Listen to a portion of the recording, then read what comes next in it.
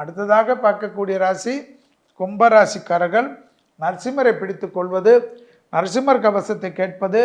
அடிவயிறு பிரச்சனையை பார்த்து கொள்வது, தோல் பிரச்சனைகள் ஃப்ரோஷன் ஷோல்டர் என்று சொல்வார்கள், அந்த பகுதியில் கவனமாக இருப்பது, பிள்ளைகள் விஷயத்தில் அனுகூலம், குடும்பத்தில் புது வரவுகள் வருவது, தொழில் ரீதியாக ஜூன் மாதம் வரை மிக கவனமாக இருந்து ஜூன் மாதத்துக்கு பிறகு